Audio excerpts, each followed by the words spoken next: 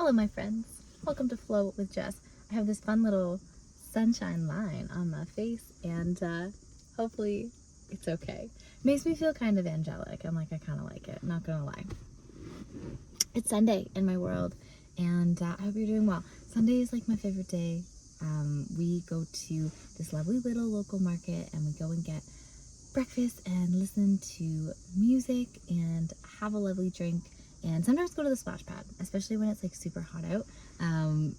It's one of the coolest things about being a parent is getting to do things that you used to do as a kid, because you have a kid now and you get to do those things. And it's not just like you being like an adult being like, I'm gonna go to I'm gonna go on a merry-go-round, I'm gonna go play at the playground. Like, it's so fun having a kid and having like this excuse to go, let your inner kid out.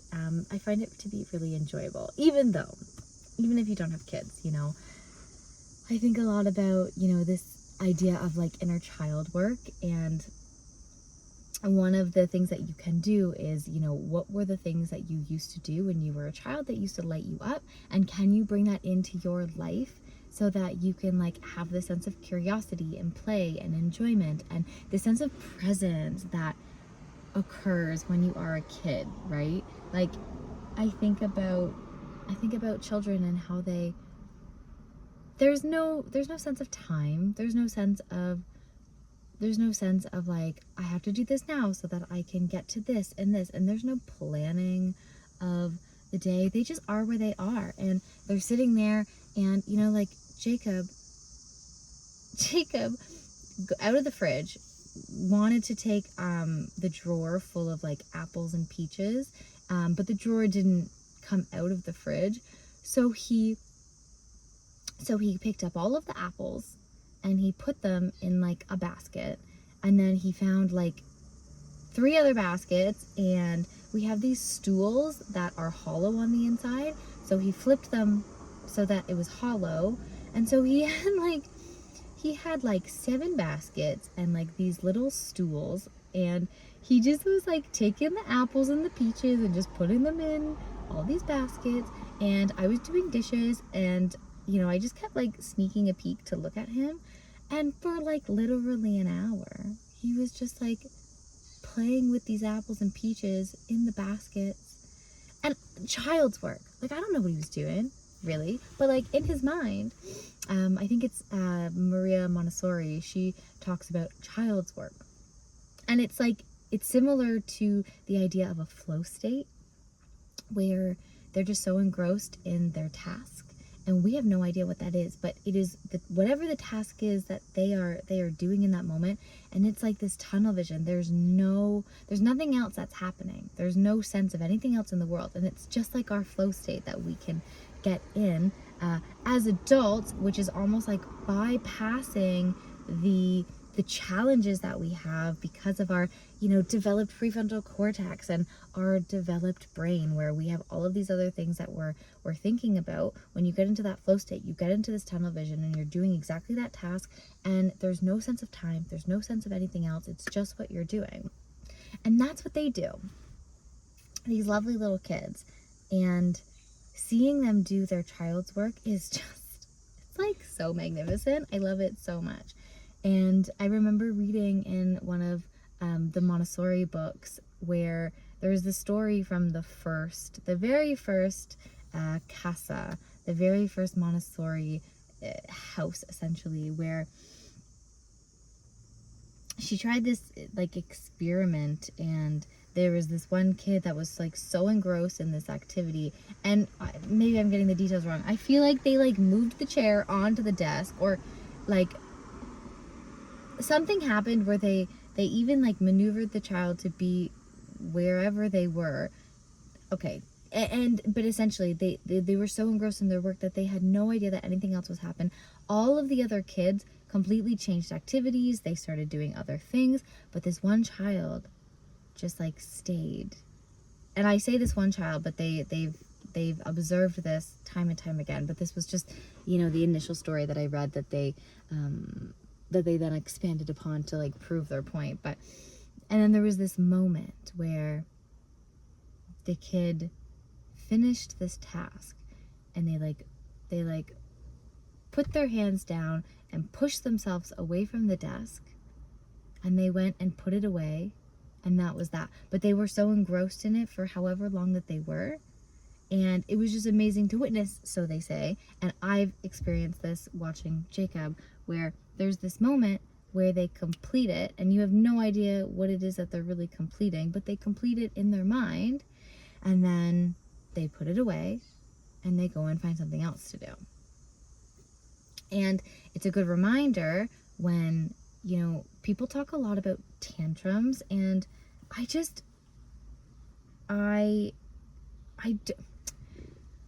think about us as adults, right? With tech, you know, we struggle to support our nervous systems, right? And we have regulation techniques and tactics, but like these 2 and 3 year olds and these kids, they don't have the ability to regulate their nervous system. They do that through contact with their people. And so I think about these kids that are in the middle of their work, and then we as parents are like, okay, we gotta go, and they're like, no, like, I'm doing my work, I'm in the middle of it. And then we pull them away from what they're doing, and they scream bloody murder at us, and they're like, no, don't do this. And we're over here like, no, we have to go, we have to do this. And then we like blame them for having these meltdowns. And it's not a word I like, because I just don't believe that that's a good indication of what it is, and it puts the blame and the shame on these like kids for them having these emotional reactions when we're the ones that are pulling them away from the task at hand. And granted, I get it, life is what it is. There is time restraints, there is appointments, there is things to do, but it's just something to be aware of, and it's something that I try to be aware of as a parent. And I don't always do my best. There's some times where I'm like, I can't do this anymore, and I just like pick him up, and you know, he gets very upset with me, and I'm like, I know, like, I can't be perfect at this every time, but like I do my best to, like, I will be late to things because he's in the middle of whatever he's doing and he doesn't want to go. Like, I will take my sweet ass time getting him to meander his way to where I want him to go, and it takes a long time, and it's just my choice, because I think I'm just trying to teach it. Like, what I don't want him to feel is time restraint. I don't want him to feel anxiety. I don't want him to feel like what he's doing is not valued, and I don't want him to feel like just because he's like a kid, just because he is doing whatever he's doing, that like he comes second. And again, there's a beautiful balance that you have to navigate. But you know, I have a friend whose 4-year-old went to school this year, and she was like, she started biting her nails, and she was just like getting super anxious, and had started to say to her mom during the mornings, like, Mama, we're gonna be late, we gotta go. And I was like, ooh. And that, like, it makes me so sad, because like as a parent, as a mom, like, I know that she was like, oh, this does not feel good, but it is just simply the way it is. If the kid is not on time, then they have to like go through this entire process, and then they have to walk into the classroom alone, and they get like, it's this weird social thing that happens when you do not follow the standard rules of the structure that is set out for you. And that's a whole other can of worms when it comes to like the schooling system and the systems that we put in place for ourselves. Even work, right? We go to work and you're late, and think about, I've certainly been like late for work, or getting late for work, and like think about the anxiety that you have. You're like, oh my god, I'm gonna be late, everyone's gonna be disappointed, I'm gonna have a talking to, I'm gonna do and like the anxiety mosquito just like flies around your head. And it's like, I just don't want my kid to feel like that, as a general rule, if I can. And I want him to feel like what he is doing in his life is valuable, because he's learning at such a rapid rate. And you know, it's like, oh my gosh, we have to go so we can go to story time at the library. Well, and it's like he's doing his own thing in his own world, and it's like that is just as valuable, in my opinion, to like pulling him out of what he's doing to go into a car to then drive to this new environment where he has to like get his bearings, and there's all of these things going on, and like transitions are really, really hard for all of us, in my opinion. And then to be like, oh, he has to get this structured learning thing in, when really like he could just play with apples all day. Dude doesn't play with toys. I've thrown all of our toys out. Like, he mostly plays with, like, we spent like 20 minutes unloading the dishwasher yesterday. You know, he likes to put things in the dishwasher. He loves to sweep. You know, he likes to mop and scrub the floors. He likes to help out with that. You know, he enjoys like helping out in the kitchen. And he just, you know, he plays with the laundry. Everything takes so much longer, but you know, he's involved in all of these household activities, and that's really all he wants to do, is just be involved in what we're doing. And then sometimes he just like picks something like apples in baskets, and he's like, this is the activity that I'm going to work on right now, and he just goes and does that. And it's just the coolest thing. It's just the coolest thing to witness. It's just the coolest thing. But yeah, I'm just like super happy. Oh my gosh, I'm pretty sure the title of today's video, let me see if I can remember it.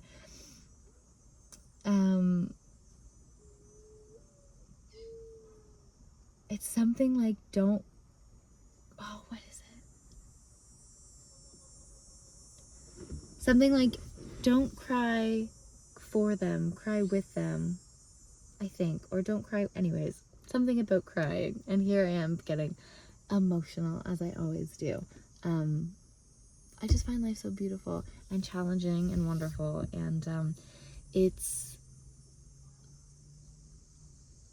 having this like deep emotional well just feels like such a gift. And like I believe that we all have this. And I think it's easy to, you know, to different levels, I'm sure. Aw, beautiful butterflies.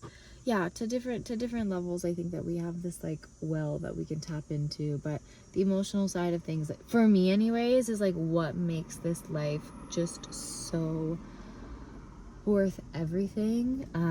Getting to feel through everything is such a gift. And like, you know, I woke up today, and so last night I was working, and it was probably one of the busiest nights that I've worked. I sold the most I've ever sold at this place, and it was a super busy night, and it was wonderful. But the coolest thing happened where, I mean, I made some really really nice connections. But there was somebody that I walked up to the table, and I instantly was like, I know you. There was a group of 9. I was like, I know you from somewhere, but like I just don't know where I know you from. And so I taken the drink orders, and I was like, hey, like, you look so familiar. She's like, He-Mans. I was like, He-Mans. I had taught her yoga. And then I was like, oh my gosh, yes. It's like, now I remember. And then she was like, are you still teaching? She was like, you were very pregnant last time I saw you. I was like, no, I'm not really teaching. I've kind of given it up. And I was telling her a little bit about how my, you know, personal practice has been a little bit non-existent. And for a while now, you know, I definitely still stretch. I still move, but like, it's not like it was. It's not like it was back before I was pregnant specifically. But this morning I woke up, and I just felt the desire. I was like, I need to do something for my body. So I like rolled out of bed, and I went on the floor, and I just started doing some like gentle movement, gentle stretches, and started just breathing and kind of connecting in with my body. And I was really reminded, as I always am when I move my body or I tap into conscious breath. I realize how much I feel this world through my body specifically. And I was feeling a lot of tension through my shoulder blades, and my neck was really sore, and my left glute was having some tightness, and then when I was done stretching, I felt lighter, and I was like, oh yes, I had been feeling heavy,